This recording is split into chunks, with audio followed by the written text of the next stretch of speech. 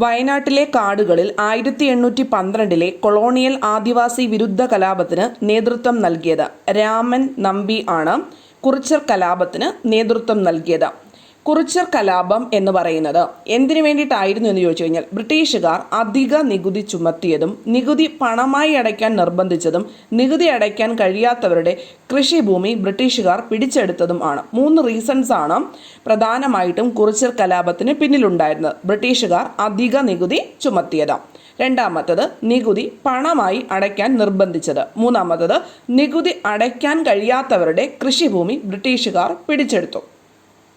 ഇനി കുറിച്യർ കലാപത്തിൻ്റെ മുദ്രാവാക്യം എന്ന് പറഞ്ഞത് വട്ടത്തൊപ്പിക്കാരെ നാട്ടിൽ നിന്നും പുറത്താക്കുക എന്നതായിരുന്നു. കുറിച്യർ കലാപത്തിൻ്റെ മുദ്രാവാക്യം വട്ടത്തൊപ്പിക്കാരെ നാട്ടിൽ നിന്നും പുറത്താക്കുക.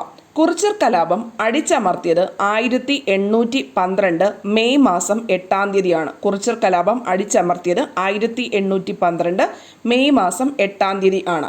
അപ്പം ഇതുമായി ബന്ധപ്പെട്ട് ഒരു ആദിവാസി വിഭാഗം കൂടെ പങ്കെടുത്തിട്ടുണ്ട്. ഏതെന്ന് ചോദിച്ചു കഴിഞ്ഞാൽ കുറുമ്പറാണ്. ഏതാണ്? കുറുമ്പറാണ് കുറിച്യരെ കൂടാതെ പങ്കെടുത്ത ആദിവാസി വിഭാഗം എന്ന് പറയുന്നത്. ഇനി ഇതിനകത്ത് പ്ലാക്കച്ചന്തു, 1000 വീട്ടിൽ കോന്തപ്പൻ, രാമനമ്പി തുടങ്ങിയവർ ഏറ്റുമുട്ടലിൽ വധിക്കപ്പെട്ടു. അതുപോലെ തന്നെ തൂക്കിലേറ്റപ്പെട്ട വ്യക്തിയാണ് വെൺകലോൻ കേളു. വെൺകലോൻ കേളുവിനെയാണ് തൂക്കിലേറ്റിയത്. ഇനി വധിക്കപ്പെട്ടത് പ്ലാക്കച്ചന്തു, 1000 വീട്ടിൽ കോന്തപ്പൻ, രാമനമ്പി തുടങ്ങിയവർ ആണ്. ഇനി നമുക്ക് കുറച്ചുകൂടെ ഡീറ്റെയിൽഡ് ആയിട്ട് നോക്കാവുന്നത് ആണ്. അതായത് 1 മാസം കൂടി പിടിച്ചു നിൽക്കാൻ കലാപകാരികൾക്ക് കഴിയുമായിരുന്നുവെങ്കിൽ രാജ്യം അവരുടെ നിയന്ത്രണത്തിലായിരുന്നേനെ എന്ന് ഏതിനെ പറ്റിയിട്ടാണ് TH ബേബർ പറഞ്ഞത് എന്ന് ചോദിച്ചു കഴിഞ്ഞാൽ കുറിച്യർ കലാപത്തിനെ പറ്റിയിട്ടാണ്. TH ബേബർ 1 മാസം കൂടി പിടിച്ചു നിൽക്കാൻ കലാപകാരികൾക്ക് കഴിയുമായിരുന്നെങ്കിൽ രാജ്യം അവരുടെ നിയന്ത്രണത്തിൽ ആയിരുന്നേനെ എന്ന് പറഞ്ഞത്.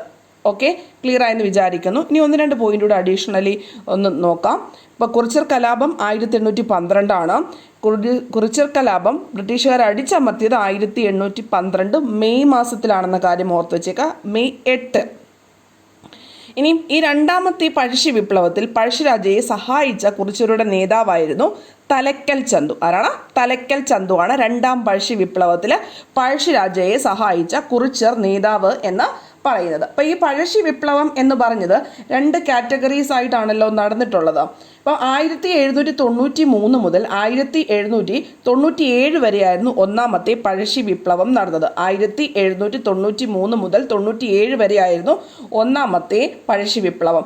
രണ്ടാമത്തെ പഴശ്ശി വിപ്ലവം 1800 മുതൽ 1805 വരെയാണ് ഉണ്ടായിരുന്നത്. 2-ാം പഴശ്ശി വിപ്ലവം 1800 1805 കാലഘട്ടത്തിൽ ആണ് നടന്നത്. 4-ാം മൈസൂർ യുദ്ധത്തിന്റെ അനന്തര ഫലമായിരുന്നു 2-ാമത്തെ പഴശ്ശി വിപ്ലവം. എത്രാമത്തെ മൈസൂർ യുദ്ധത്തിൻ്റെയാണ്? 4-ാം മൈസൂർ യുദ്ധത്തിന്റെ അനന്തര ഫലമായിരുന്നു 2-ാം പഴശ്ശി വിപ്ലവം. ഇനി നമുക്ക് ഇതിന്റെ റീസൺസ് കൂടെ നോക്കാം. പഴശ്ശി വിപ്ലവങ്ങൾക്ക് പ്രധാനമായിട്ടുള്ള ഘടകം എന്ന് പറഞ്ഞത് ബ്രിട്ടീഷുകാർ നടപ്പിലാക്കിയ നികുതി പരിഷ്കാരങ്ങൾ ആയിരുന്നു പഴശ്ശി വിപ്ലവങ്ങൾക്ക് കാരണമായ ഘടകം എന്ന് പറയുന്നത്. ബ്രിട്ടീഷുകാർക്കെതിരെ പഴശ്ശിരാജ ജനങ്ങളെ സംഘടിപ്പിച്ച് തിരിയാനുണ്ടായ കാരണമെന്ന് പറഞ്ഞത് കോട്ടയം പ്രദേശത്തെ നികുതി പിരിക്കാനുള്ള അധികാരം നൽകാത്തതും വയനാടിനുമേൽ അവകാശവാദം ഉന്നയിച്ചതുമാണ് ബ്രിട്ടീഷുകാർക്കെതിരെ പഴശ്ശിരാജ ജനങ്ങളെ സംഘടിപ്പിച്ച് തിരിയാനുണ്ടായ കാരണം. കോട്ടയം പ്രദേശത്തെ നികുതി പിരിക്കാനുള്ള അധികാരം നൽകാത്തതും വയനാടിനുമേൽ അവകാശവാദം ഉന്നയിച്ചതുമാണ് ബ്രിട്ടീഷുകാർക്കെതിരെ പഴശ്ശിരാജാവ് തിരിയാനുണ്ടായ കാരണം. പഴശ്ശിരാജാവ് കോട്ടയം കേരളവർമ്മ പഴശ്ശിരാജ എന്നാണ് അറിയപ്പെട്ടത്. ഇനി പുരളി ശെമ്മൻ എന്ന പേരിൽ അറിയപ്പെടുന്നതും പൈച്ചി രാജ എന്നും കൊട്ടിയോട്ട് രാജ എന്നും ഒക്കെ ബ്രിട്ടീഷ് രേഖകളിൽ പഴശ്ശിരാജയെ പറ്റിയിട്ട് വിശേഷിപ്പിക്കുന്നുണ്ട്. പൈച്ചി രാജ, കൊട്ടിയോട്ട് രാജ എന്നൊക്കെ. കേരള സിംഹം എന്നറിയപ്പെട്ടത് പഴശ്ശിരാജയാണ്. പഴശ്ശിരാജയെ കേരള സിംഹം എന്ന് വിശേഷിപ്പിച്ചത് സർദാർ KM പണിക്കറാണ്. ഇനി ബ്രിട്ടീഷുകാർക്കെതിരെ പൊരുതാൻ വേണ്ടിയിട്ട് പഴശ്ശിരാജാവിനെ സഹായിച്ചത് ആരാണ്? കുറിച്യർ എന്ന ആദിവാസി വിഭാഗം ആണ് ബ്രിട്ടീഷുകാർക്കെതിരെ പോരാടാൻ വേണ്ടിയിട്ട് പഴശ്ശിരാജാവിനെ സഹായിച്ചത് എന്ന കാര്യം കൂടെ ഓർത്തു വെച്ചേക്കാം. പഴശ്ശിരാജാവിൻ്റെ പ്രധാനമന്ത്രി ആയിരുന്നു കണ്ണവത്ത് ശങ്കരൻ നമ്പ്യാർ. കണ്ണവത്ത് ശങ്കരൻ നമ്പ്യാർ ആയിരുന്നു പഴശ്ശിരാജയുടെ പ്രധാനമന്ത്രി. പഴശ്ശിരാജയുടെ സർവ്വ സൈന്യാധിപനായിരുന്നു കൈതേരി അമ്പുനായർ. കൈതേരി അമ്പുനായർ ആയിരുന്നു പഴശ്ശിരാജാവിൻ്റെ സർവ്വ സൈന്യാധിപൻ എന്ന് പറഞ്ഞത്. ബ്രിട്ടീഷുകാർക്കെതിരെ പഴശ്ശിരാജ ആവിഷ്കരിച്ച യുദ്ധതന്ത്രം ആണ് ഗറില്ല യുദ്ധം. ബ്രിട്ടീഷുകാർക്കെതിരെ പഴശ്ശിരാജാവ് ആവിഷ്കരിച്ച യുദ്ധതന്ത്രമാണ് ഗറില്ല യുദ്ധം അഥവാ ഒളിപ്പോര്. ഈ ഒളിപ്പോര് നടത്താൻ വേണ്ടിയിട്ട് പഴശ്ശിരാജാവിനെ സഹായിച്ചത് ചെമ്പൻ പോക്കർ, കൈതേരി അമ്പുനായർ, എടച്ചേന കുങ്കൻ നായർ, വയനാട്ടിലെ കുറിച്ചർ നേതാവായിട്ടുള്ള തലയ്ക്കൽ ചന്തു. ചെമ്പൻ പോക്കർ, കൈതേരി അമ്പുനായർ, എടച്ചേന കുങ്കൻ നായർ, വയനാട്ടിലെ കുറിച്ചർ നേതാവായിട്ടുള്ള തലയ്ക്കൽ ചന്തു എന്നിവർ ആണ് ഒളിപ്പോര് നടത്താൻ വേണ്ടിയിട്ട് പഴശ്ശിരാജയെ സഹായിച്ചത്. ബ്രിട്ടീഷുകാർക്കെതിരെയുള്ള യുദ്ധത്തിൽ പഴശ്ശിരാജാവിൻ്റെ കേന്ദ്രമായിരുന്നത് പുരളിമല ആണ്. പുരളിമല ഇപ്പം നമ്മൾ മുമ്പേ പറഞ്ഞിട്ടുണ്ടായിരുന്നു. എടച്ചേന കുങ്കനും തലയ്ക്കൽ ചന്തുവും കൂടെ ചേർന്നിട്ട് പനമരം കോട്ട പിടിച്ചെടുത്തു 1802 പഴശ്ശി വിപ്ലവ സമയത്ത് തലശ്ശേരിയിലെ സബ് കളക്ടർ ആയിരുന്നു തോമസ് ഹാർവേ ബേബർ.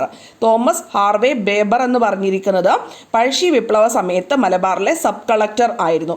പഴശ്ശി വിപ്ലവത്തെ അടിച്ചമർത്തിയ ബ്രിട്ടീഷ് സൈന്യാധിപനായിരുന്നു colonel Arthur Wellesley. Colonel Arthur Wellesley ആയിരുന്നു പഴശ്ശി വിപ്ലവത്തെ അടിച്ചമർത്തിയ ബ്രിട്ടീഷ് സൈന്യാധിപൻ എന്ന് പറഞ്ഞത്. പഴശ്ശിരാജയ്ക്കെതിരെ യുദ്ധം ചെയ്യാൻ ആർതർ വെല്ലസ്ലി നിയമിച്ച 1200 പോലീസുകാരടങ്ങിയ പ്രത്യേക സേനയാണ് കോൽക്കാർ എന്ന് പറഞ്ഞത്. കോൽക്കാർ എന്ന് പറഞ്ഞിരിക്കുന്നത് പഴശ്ശിരാജയ്ക്കെതിരെ യുദ്ധം ചെയ്യാൻ വേണ്ടിയിട്ട് ആർതർ വെല്ലസ്ലി നിയമിച്ച പോലീസുകാരടങ്ങിയ സേനയ്ക്ക് പറയുന്ന പേരാണ് കോൽക്കർ എന്ന് പറഞ്ഞത്. പഴശ്ശിരാജ മരണമടഞ്ഞു 1805 നവംബർ മാസം 30 പഴശ്ശിരാജ അന്തരിച്ചത്. 1805 നവംബർ 30. കേരളവർമ്മ പഴശ്ശിരാജ എന്ന ചിത്രം സംവിധാനം ചെയ്തത് ഹരിഹരനാണ്. കേരളവർമ്മ പഴശ്ശിരാജ എന്ന സിനിമ ഹരിഹരൻ്റെതാണ്. പഴശ്ശിരാജാവിൻ്റെ ജീവിതം ഇതിവൃത്തമാക്കി കേരള സിംഹം എന്ന ചരിത്ര നോവൽ സർദാർ KM പണിക്കരുടേതാണ്. പഴശ്ശി സ്മാരകം സ്ഥിതി ചെയ്യുന്നത് മാനന്തവാടിയിലാണ്. പഴശ്ശി സ്മാരകം മാനന്തവാടി. പഴശ്ശി ഡാം കണ്ണൂർ. പഴശ്ശി ഡാം എവിടെയാണ്? കണ്ണൂരിലാണ്. പഴശ്ശി മ്യൂസിയം കോഴിക്കോടാണ് സ്ഥിതി ചെയ്യുന്നത്. പഴശ്ശി മ്യൂസിയം കോഴിക്കോടാണ് സ്ഥിതി ചെയ്യുന്നത്. ഡിഗ്രി പ്രിലിംസ് റിലേറ്റ് ചെയ്തിട്ടുള്ള ടെലഗ്രാം കോഴ്സിൽ ജോയിൻ ചെയ്യാൻ വേണ്ടിയിട്ട് നിങ്ങൾക്ക് ഈ ഒരു വാട്സപ്പ് നമ്പറിൽ മെസ്സേജ് ചെയ്യാവുന്നതാണ്.